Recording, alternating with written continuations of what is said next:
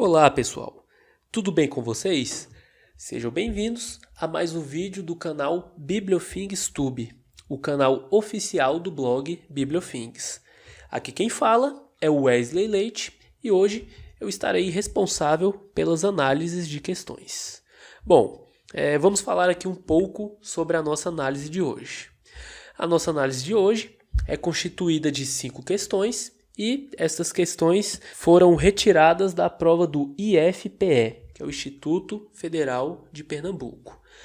Se eu não me engano, essa prova ela foi aplicada no ano de 2012 e eu olhei todas as questões, é uma prova de um nível muito bom. Ela é uma prova bem balanceada, tem algumas questões ali muito fáceis, outras questões de nível médio e algumas questões bem difíceis. Essas 5 questões de hoje, elas não têm um tema em comum, elas não têm uma temática assim separada, mas eu fui lá no site QConcursos, vi as estatísticas de erros e acertos e selecionei as questões que tinham um índice maior de erros.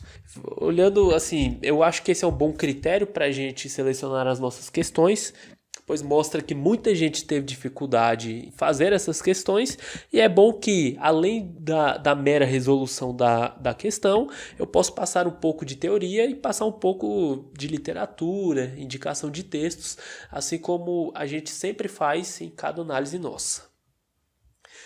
Bom, antes de começar o nosso vídeo, a nossa análise propriamente dita, eu gostaria de agradecer aos nossos inscritos, ao pessoal que está inscrito, que acompanha nosso trabalho, que sempre está visualizando e comentando e dando feedback às nossas análises. E gostaria de agradecer também a mesmo que quem não está inscrito, que pelo menos viu pelo menos um vídeo nosso. Enfim, é muito bom ver os resultados aí crescendo, as coisas fluindo, e isso é só motivação para que a gente tente melhorar o nosso trabalho, sempre tente fazer análises aí mais refinadas, com melhores explicações. Enfim, eu deixo aqui meu agradecimento a vocês. E eu peço também que quem ainda não está inscrito no nosso canal, peço por favor que se inscreva, porque é muito importante para nós, ajuda o nosso trabalho a ficar ativo e também é vantagem também até para você que se inscreve, pois assim que um vídeo nosso é publicado, você é notificado no celular, no e-mail, enfim, a notificação é praticamente instantânea. Bom, um último aviso antes de começar a nossa análise, o Diego falou sobre isso na análise passada, sobre algumas mudanças que iriam ter no canal e eu também reitero isso aqui hoje. Nós iremos passar sim por algumas mudanças no canal, iremos mudar um pouco a forma de fazer a análise, enfim. Vocês saberão mais quando estiver perto, na hora certa, mas essas mudanças elas realmente vêm para acrescentar e para melhorar as nossas análises, para melhorar a nossa prestação de serviços para vocês. Tá ok, pessoal? Então, eu já falei demais aqui nessa introdução do vídeo. Vamos para as nossas questões. Vamos para a nossa primeira questão. Ela diz assim: envolve uma confrontação face a face entre o profissional da informação e o usuário, visando melhor canalizar e aperfeiçoar os produtos e serviços em uma unidade de informação. Esse texto é uma citação da Nice de Figueiredo. O enunciado trata da definição de letra A, busca, letra B, marketing, letra C, entrevista de referência, letra D, estudo de usuário ou letra E, processo de referência. E aí, pessoal, qual alternativa você marcaria? Então, vamos lá. Vamos ver cada uma dessas alternativas. A letra A, que é busca, está errada. O enunciado proposto pela questão não tem nada a ver com a ação de busca. A busca é a ação de descobrir um registro, recuperar uma informação e se vale de utilização de estratégias para encontrar o que se procura. Portanto, letra A, errada. A letra B, a alternativa letra B, ela diz que é marketing. Bom, e essa alternativa também está errada, porque o marketing é um processo gerencial que envolve o conhecimento e a antecipação das necessidades dos usuários para o oferecimento de melhores produtos e serviços. E, pelo que eu falei aqui, não tem nada a ver com o enunciado da questão. Vamos para a letra C. A letra C também está errada. Esta é a alternativa que poderia dar mais divergência por ser bastante parecida com a alternativa E, né? Porque a letra C ela fala entrevista de referência e a E processo de referência. Mas a entrevista de referência é a conversa entre o usuário e o profissional da informação, visando identificar a exata necessidade informacional e formular a estratégia de busca. É a negociação da questão inicial. A alternativa C está errada, pois o enunciado da questão se refere a algo muito maior, que é o aperfeiçoamento de produtos e serviços de uma unidade de informação. A alternativa C se restringe à fase de negociação da questão no processo de referência. Por isso que ela está errada. Então, ficamos aqui entre a alternativa D e a alternativa E. Bom, de antemão, eu já digo que a nossa alternativa correta é a letra E. Vamos ver aqui por que a letra D está errada. Bom, a letra D ela está errada porque o enunciado da questão diz que há uma confrontação face a face entre o profissional da informação e o usuário.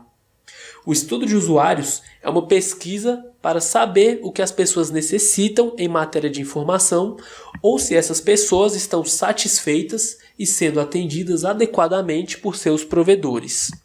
Os estudos de usuários podem incluir entrevistas ou observação de pessoas, levantamento de grupos e o estudo de mecanismo de uso. Como opinião pessoal, essa alternativa também poderia estar correta, mas a banca utilizou a definição da autora Nice de Figueiredo, que torna correta a letra E. Então, vamos ver aqui por que a letra E está correta. Bom, a autora Nice de Figueiredo diz que a real utilidade de uma biblioteca é mensurada pela eficácia do serviço de referência ou serviço de informação.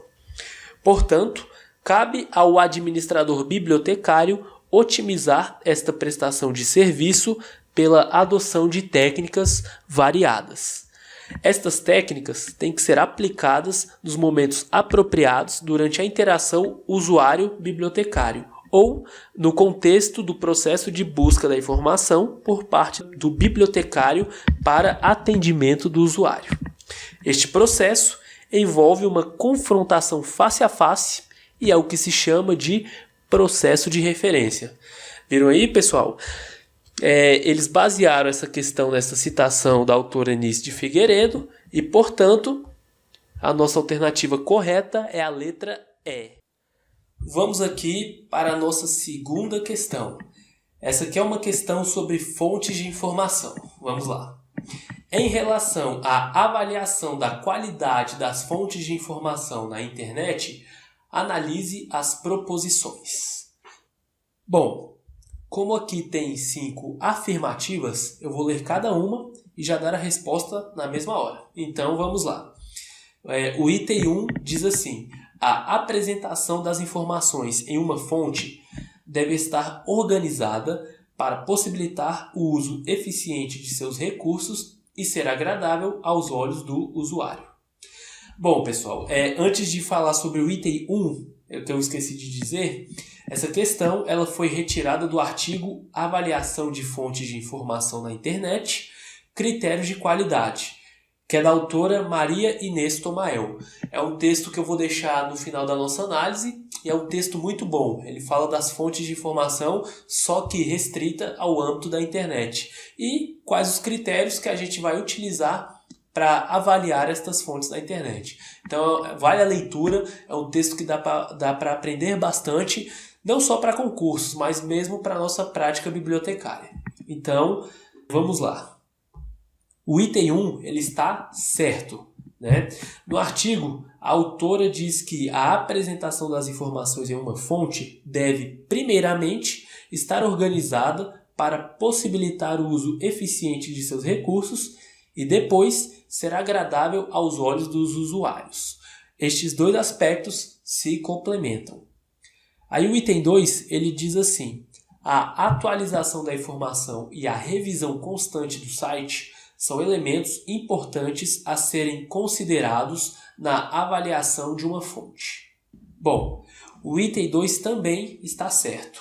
A autora diz que clareza na apresentação e organização da informação, coerência com os propósitos do usuário que a busca, atualização e revisão constantes são elementos imprescindíveis para a avaliação de uma fonte. Portanto, item 2, certo. A redação do item 3 é a seguinte: os critérios de avaliação de conteúdo visam identificar validade, precisão, autoridade, singularidade, completeza e cobertura da informação. O item 3 também está certo.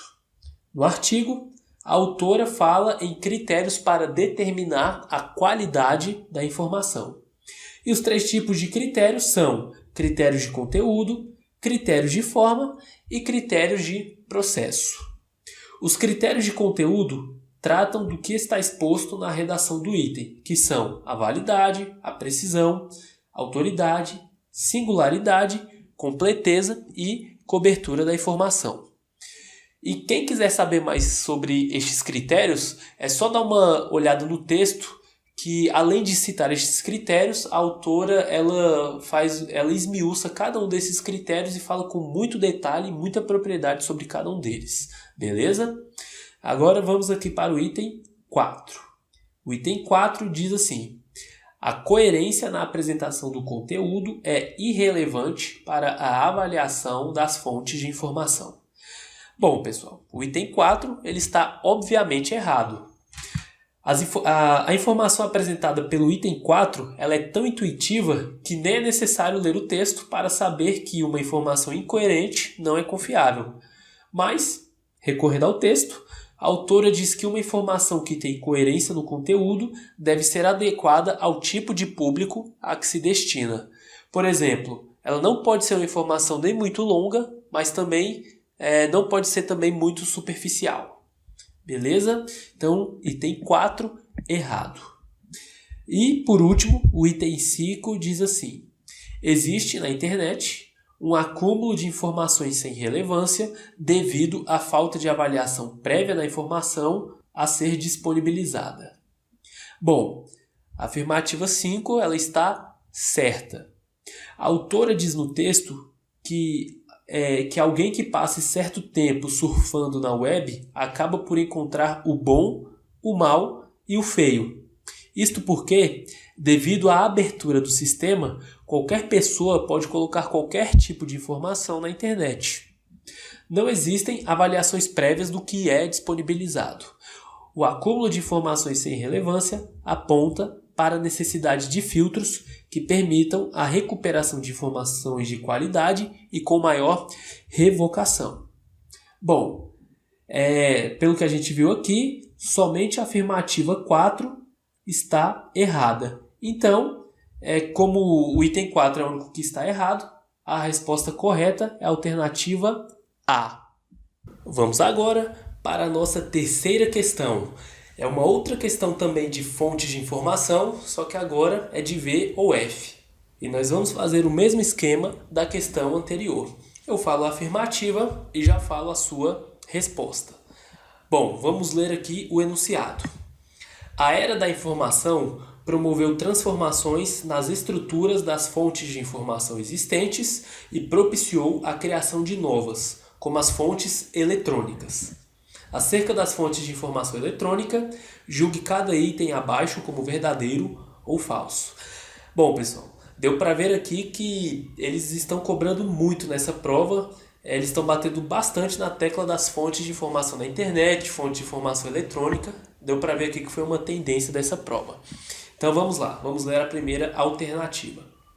As fontes de informações eletrônicas são mais flexíveis e promovem um maior envolvimento na busca e na disponibilização da informação. Essa questão é verdadeira. As fontes de informação eletrônica, elas com certeza são mais flexíveis do que as fontes analógicas. Basta ver a velocidade com que um arquivo digital é produzido e disseminado, em comparação com as fontes tradicionais. A segunda parte do enunciado também está correta, pois este maior envolvimento na busca e disponibilização da informação é uma consequência lógica do maior acesso e velocidade em sua produção. Vamos ver aqui a segunda alternativa. Os profissionais da informação que atuam na disseminação de conhecimento não podem prescindir das tecnologias da informação para cumprir seus propósitos. Bom, essa alternativa ela foi retirada do texto Fontes de informação em educação à distância disponíveis em meios eletrônicos nas universidades federais brasileiras. Olha só o que diz essa citação do texto.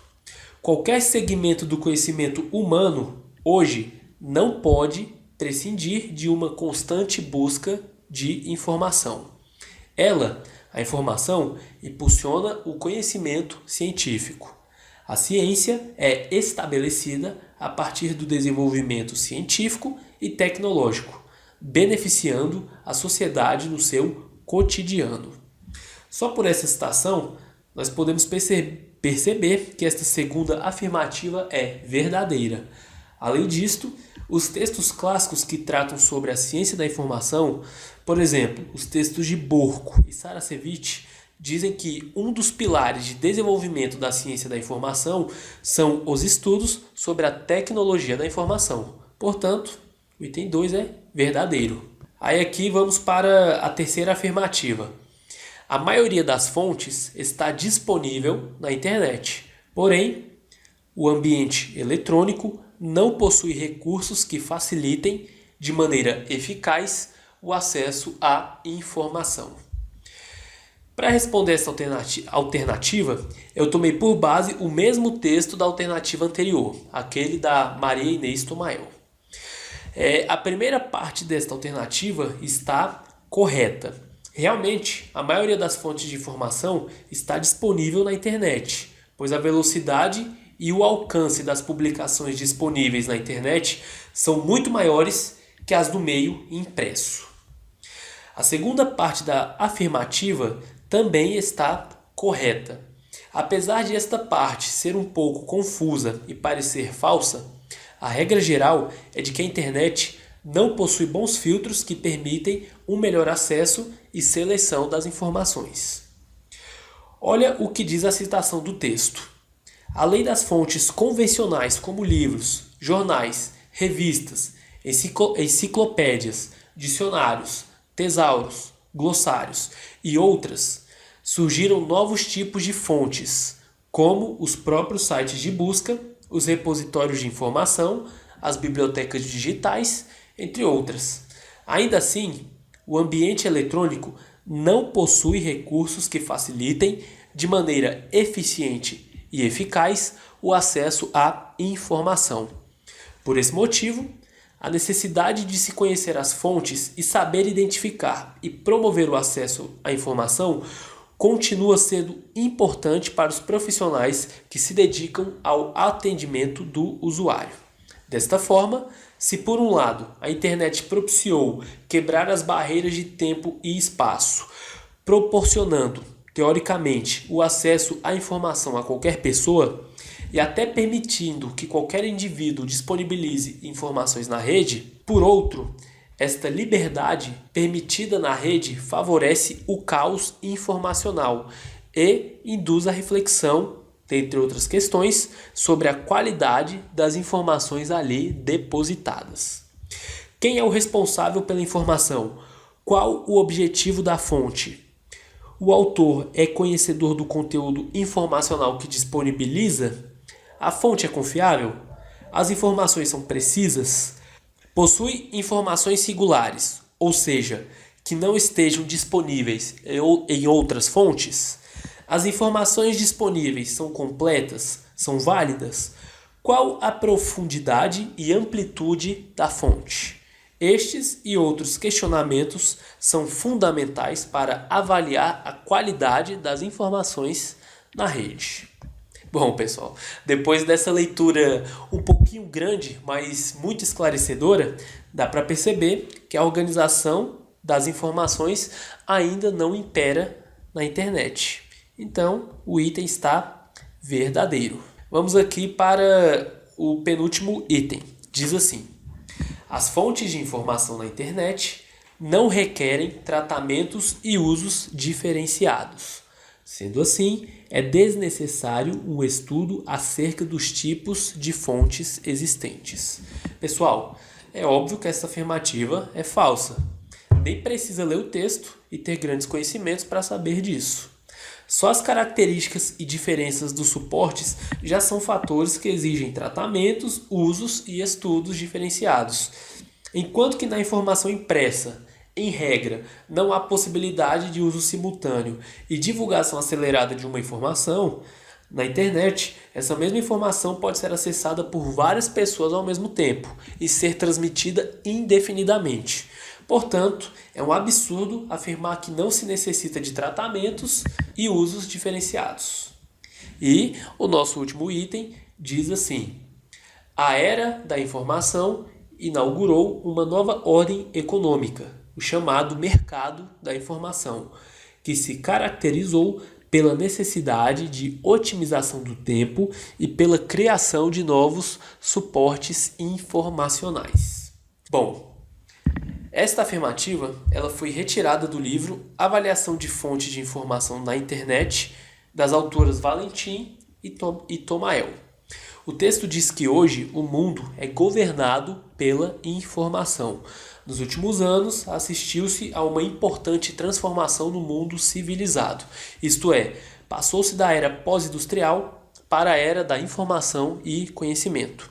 Hoje em dia, o conhecimento e a informação são aspectos que ligam a sociedade às organizações, tendo se transformado a própria informação numa indústria. Com a sociedade da informação e do conhecimento, a informação, que é geradora de novos conhecimentos, é identificada como um importante recurso estratégico que agrega valor. De acordo com Silva e Tomael, a era da informação inaugura uma nova ordem econômica, a do mercado da informação, caracterizada pela necessidade de otimização do tempo e o aumento da velocidade de comunicação, que impuseram a criação de novos suportes informacionais. E instala-se um novo paradigma, do papel para o eletrônico, do analógico para o digital, dos sistemas para as redes. Portanto, essa afirmativa é verdadeira. Bom, a sequência correta é VVVFV. Então, a nossa resposta é a letra B de bola. Vamos para a nossa quarta questão, que é uma questão de catalogação. Ela diz assim: analise as seguintes proposições acerca dos catálogos e da catalogação. Item 1. Ao realizar a catalogação, o bibliotecário deve considerar características como integridade, clareza, precisão, lógica e consistência. Bom, o item 1 está certo. A redação deste item foi retirada do livro Catalogação no Plural, da autora Eliane Serrão Alves May. Cada uma destas características é citada pela autora no seu livro. Só para nos aprofundarmos um pouco mais, vamos ver o que significa cada uma dessas características. A integridade significa fidelidade, honestidade na representação, transmitindo informações passíveis de verificação. Clareza significa que a mensagem deve ser compreensível aos usuários. Precisão significa que cada uma das informações só pode representar um único conceito, sem dubiedades ou dúvidas. Lógica significa que as informações devem ser organizadas de modo lógico. E consistência significa que a mesma solução deve ser sempre usada para informações semelhantes. Item 2. A catalogação na fonte, também chamada de catalogação na publicação, consiste no registro que contém informações da obra e está localizada no verso da capa do livro. Bom, a catalogação na fonte ou catalogação na publicação consiste na catalogação do livro antes de sua publicação, identificando a obra de forma permanente e padronizada. Por permitir a identificação do livro por ele próprio, auxilia as editoras e livrarias na divulgação e comercialização do livro, ajuda as bibliotecas no processo de organização do acervo, facilita o registro bibliográfico em qualquer suporte, permite às editoras a organização de arquivos, catálogos comerciais e material promocional dentro de padrões uniformes e, por fim, propicia aos livreiros informações concisas sobre a matéria abordada no livro, facilitando seu agrupamento por assunto e favorecendo sua localização. O item 2 está errado por causa de sua parte final, pois a catalogação na fonte fica no verso da folha de rosto e não no verso da capa do livro, como diz a afirmativa. O item 3 diz assim: as partes da catalogação compreendem descrição bibliográfica, pontos de acesso e dados de localização. O item 3 está certo. As 3 partes da catalogação são estas que estão descritas no item. Vamos ver com mais detalhes cada uma destas partes. Bom, a descrição bibliográfica ela também é chamada de representação descritiva e é a parte da catalogação responsável pela caracterização do recurso bibliográfico. A descrição cabe extrair diretamente do recurso bibliográfico todas as informações de interesse para o usuário, que individualizem o recurso bibliográfico, tornando-o único entre os demais. Os pontos de acesso são a parte pela qual os usuários podem acessar a representação de um recurso bibliográfico no catálogo. Os pontos de acesso se responsabilizam pela extração de características comuns de interesse ao usuário, de forma a reunir todos os recursos que as possuam. Os dados de localização são as informações que permitem ao usuário localizar um item em determinado acervo, real ou cyberespacial. Em catálogos que abrangem uma única biblioteca, os dados de localização se limitam ao número de chamada. Em catálogos coletivos, compreendem também a indicação da biblioteca ou o endereço no cyberespaço onde o item possa ser encontrado. O item 4 diz assim: o catálogo coletivo visa identificar e localizar publicações existentes, colaborando para o intercâmbio entre bibliotecas. Esse item está certo e é um pouco óbvio até. O catálogo coletivo é um catálogo que exibe registros bibliográficos existentes em várias bibliotecas. Caso não se encontre um registro em uma biblioteca, o usuário pode ver sua existência e solicitá-lo em outra biblioteca. Isto provoca o intercâmbio de serviços entre bibliotecas. Então, o item 4 está certo e é bem tranquilo aqui de responder. E, por fim, o item 5 diz assim: o cerne da representação descritiva deixou de ser o item e passou a ser o usuário, visando permitir-lhe as tarefas de encontrar, identificar e selecionar a informação. Bom, o item 5 está certo.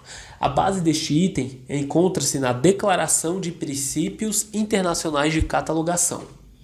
Nesta declaração, a seção que trata sobre os princípios gerais diz assim: há diversos princípios que orientam a construção de códigos de catalogação. O mais determinante é a conveniência do usuário. Ou seja, antes de se pensar em regras, métodos de trabalho e demais operações de catalogação, deve-se pensar primeiramente no usuário. Todas essas coisas devem atender ao usuário. E a parte final do enunciado, que fala sobre as tarefas. Essas tarefas também estão certas e estão descritas nos FRBR, que é os modelos funcionais para registros bibliográficos, e também estão descritas na Declaração de Princípios Internacionais de Catalogação. Portanto, como só o item 2 está errado, a nossa resposta é a alternativa C. Vamos agora para a nossa última questão. Ela diz assim: após a conclusão da descrição bibliográfica, o bibliotecário procede à segunda etapa da catalogação, que é a determinação dos pontos de acesso. Estes se dividem em principal e secundário. Acerca dos pontos de acesso, escolha a alternativa correta. Pessoal, de antemão, já aviso que a alternativa correta é a letra A. Aí vamos analisar a letra A letra B e a letra C em conjunto, pois são alternativas muito parecidas. Então, vamos lá. A letra A diz assim: o ponto de acesso principal é aquele que encabeça a entrada, também sendo conhecido por cabeçalho de entrada principal. A letra B diz assim: os pontos de acesso secundários são todos os pontos de acesso além do principal, sendo indicados no primeiro bloco de informações. E a letra C diz: o ponto de acesso principal, ou seja, aquele que encabeça a entrada, é também chamado de pista.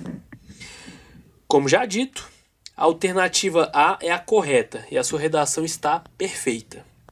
O ponto de acesso principal é aquele que encabeça a entrada principal, isto é, a primeira informação registrada acima da descrição bibliográfica. Os pontos de acesso secundários são todos os demais pontos de acesso além do principal, indicados no último bloco de informação, na denominada pista.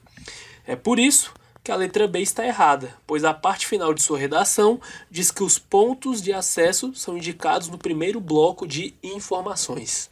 Mas nós vimos que o correto é o ponto de acesso secundário ser indicado no último bloco de informações. Esse bloco é também chamado de pista. Aí, com essas informações, já temos dados suficientes para ver o erro da alternativa C. A pista se refere a pontos de acesso secundários e é o último bloco de informações. Bom, essa imagem que está sendo exibida aí na tela ajuda a entender melhor do que estamos falando nestas três alternativas. O ponto de acesso principal encabeça a entrada e a pista é o último bloco de informações. Agora vamos ver aqui a resposta da letra D e a letra E. Vamos lá. A letra D diz assim: em obras com até 3 autores, a entrada se dá pelo autor principal, seguido da expressão et al. Bom, a letra D está errada. Este é um exemplo da chamada regra dos 3, que é uma denominação da autora May, no seu livro Catalogação no Plural. Esta regra dos 3 diz que o ponto de acesso principal de uma obra será o nome do primeiro autor ou criador citado, quando há até 3 autores ou criadores. Então, nada de colocar o et al, beleza? E a letra E diz assim: o ponto de acesso principal pelo título da obra dar-se-á quando houver 4 ou mais autores, mesmo que um desses seja indicado como principal. Bom, a letra E está errada. Quando há 4 ou mais autores e algum deles está indicado como principal, o ponto de acesso principal será o nome deste autor. O ponto de acesso pelo título da obra só ocorre nos casos em que há 4 ou mais autores e nenhum deles é indicado como autor principal. A May chama esta situação de autoria difusa. Portanto, nossa alternativa correta é a letra A. Bom, pessoal, chegamos ao fim de mais uma análise. Eu espero que vocês tenham gostado. Espero que tenha sido útil para os estudos de vocês e que pelo menos as indicações de leitura tenham valido a pena. Daqui a 2 semanas, o Diego faz uma nova análise e nós vamos seguindo aí dessa forma. Bom, estou deixando aí na tela as referências bibliográficas das fontes que eu utilizei para responder as questões de hoje. Acompanhe estas fontes aí, faça o download, ou então adquira estes livros, né, que eu estou deixando aí. Procure por esses artigos, porque o processo de conhecimento funciona dessa forma, é acumulativo. Então, continue estudando, continue resolvendo questões, continue com foco, com disciplina, que uma hora você consegue chegar no seu objetivo. Não desista até lá, sempre vá prosseguindo, sempre vá adquirindo novos conhecimentos, sempre vá tentando melhorar o seu desempenho, que uma hora você vai ver, o resultado vai chegar. Aí eu estou deixando aí na tela também os nossos canais de comunicação, o nosso endereço do blog e as nossas redes sociais. Pessoal, quem ainda não é inscrito no nosso canal, né? Peço por favor que se inscrevam, que aí vocês vão conseguir acompanhar as novidades e serão notificados toda vez que um vídeo novo for publicado. Beleza? Então é isso aí, pessoal. Um abraço, força nos estudos e fiquem com Deus. Tchau, tchau.